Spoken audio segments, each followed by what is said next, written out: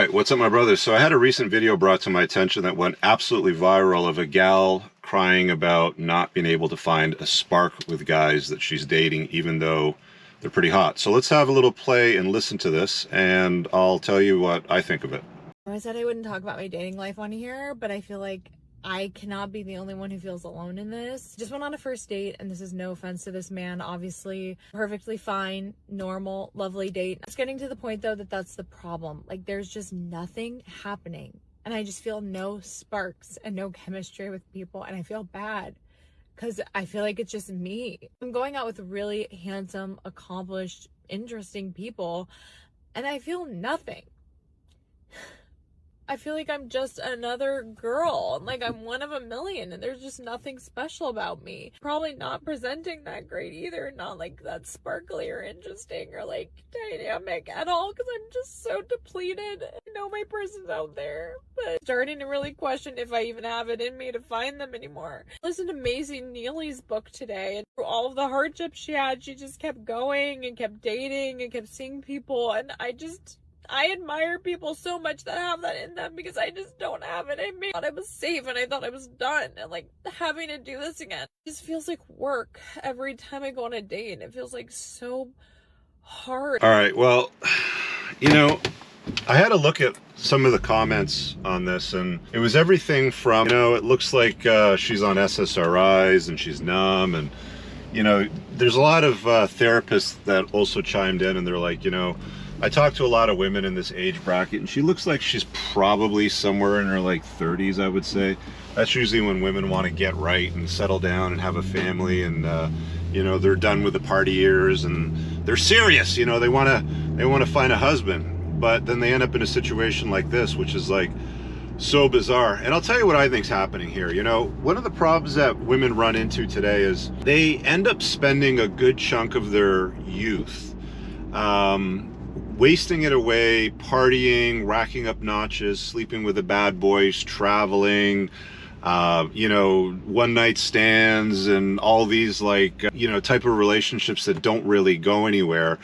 A lot of women will complain today that there's no good men, and then they routinely put themselves in rooms where no good men exist. You know, they want to get married and have a family, and that's normal. Like, why wouldn't they? It's in your biological imperative. It's hardwired into women's DNA and men's as well. But the problem is that once they run through enough D, they have a very, very hard time committing to a guy. And I'll tell you why. Like, these women, it's not that uncommon for them to rack up dozens and dozens or even into the triple digits of notches in their 20s. I had a similar conversation with a gal years ago before I got married. You know, she said something similar to me. She's like, I don't understand, like, you know, I really like you, and you're handsome, and you're successful, and you're tall, and, you know, all that stuff, blah, blah, blah. She's like, but I don't know, like, I don't think that, you know, this is going to go anywhere, sort of thing. And it's like, you're just like, okay, whatever, you know, another one of these chicks sort of situation. And I was a little more plugged in then, obviously. I didn't really understand why. But I know today it's because if a chick's been, you know, with like 41 guys and had a whole bunch of relationships or situationships in that mix, when things don't really go somewhere, they don't quote unquote feel, as women like to say, right, they just move on. And maybe the point of SSRIs or antidepressants is an issue or a contributing factor. They do tend to numb women. You're like, the numbers are pretty high. Like, the number of women that are on antidepressants, especially after the age of 30, is getting higher and higher every year, right? They say something like 2 in 5 women are on antidepressants, so that's probably a contributing factor. But it's also the number of guys that they've been with. And then when a handsome, successful, competent, resourceful, tall guy shows up, and she goes out on a date with the guy and nothing happens. Why? Because she's already done it dozens and dozens of times. She slept with a whole bunch of them and shared her body with all these men, and there's difficulty in her wanting to pair bond. You know, you go back to my grandparents or great grandparents, you know, generation. They were 2 horny teenagers that wanted to get laid, so they got married to, you know, facilitate that, and they had a family. And most of the time, when they did that, you know, they had sex for the first time. Today, in most relationships, people get into a relationship, men and women, and they're expected to stop having sex with other people. So the dynamics like shifted. It's got thrown on its head. It's no surprise that you have this entire generation of women now in their 30s that on one part of the equation for them, they feel the calling to have a family and find a guy and to do the right thing and settle down, but they can't do it. The guy shows up and she's been alpha widowed. You know, she's been through so many guys that it's difficult for her to find a way to connect. When a woman gets alpha widowed, like when she doesn't get the guy that she wanted in her early years because he didn't want to commit to her, or she had too many red flags, or whatever the reason, you know, happened to be, but she got with a guy and then the bar was set at that level. There's a lot of comedians that make jokes about this all the time in their stand-up routines. It's like, you know, when women get with guys, they can never really go back, usually financially, because women are hypergamous, right? It's like they start with a guy that has a bus pass, then they get with a guy that has access to his parents' car, then they get with a guy that has his own car, then they get with a guy that has a couple cars and a nice exotic, and they get with a guy with some cars and a boat, sort of thing. And it's like they never really go back financially. And at some point, it's like they've been through enough and they've been with enough guys, and there's that one guy that they really wanted, that, you know, that one Chad Thundercock, you know, if you will, and he didn't want to commit to her. And it's like the next guy that comes along that's just about good enough, there's no connection. It doesn't exist. She can't settle for him. And that's a real problem. And guys, there's not a lot that you can do about this, if I'm being perfectly honest. And for women watching this, you would be wise to preserve your value as a woman in your youth and prioritize your opportunities in your youth when your value is highest. A lot of these women are told today, you don't need no man, or girl, you know, 40 is the new 20. That is the biggest crock of shit that toxic feminism tells women, and it's absolutely not true. A woman's value peaks on the sexual marketplace in her early 20s, 22, 23. It's been proven time and time again. It's been studied.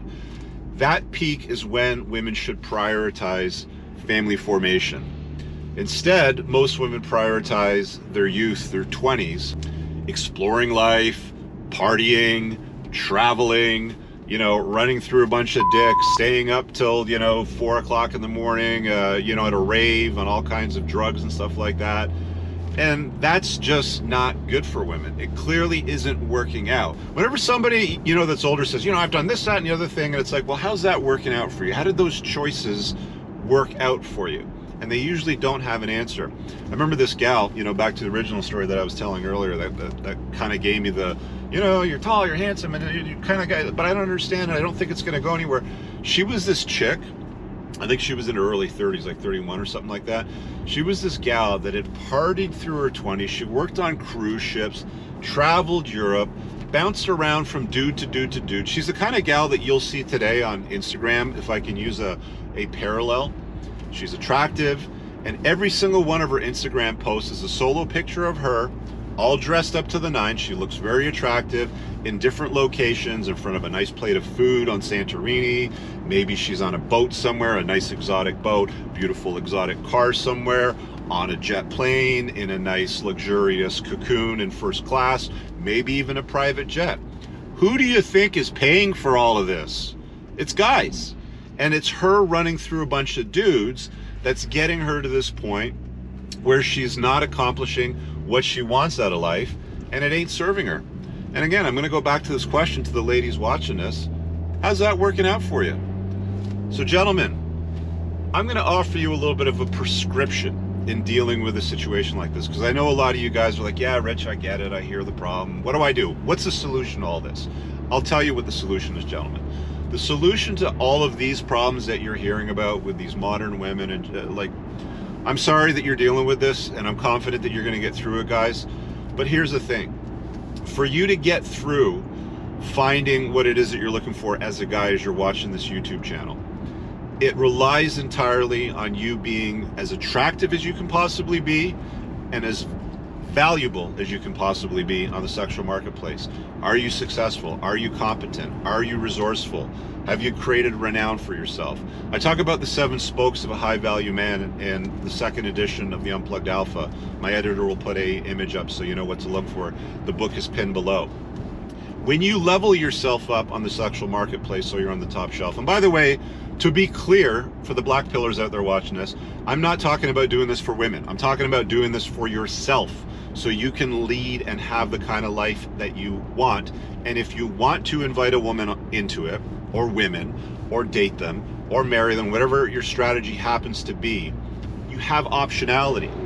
Otherwise, you're stuck with these psychopaths that have been through a bunch of D on SSRIs, and they're like, I don't know why I don't want to be with you. You're tall, successful, and rich, and like, forget about that nonsense. You need optionality, guys. To have optionality, you have to be valuable.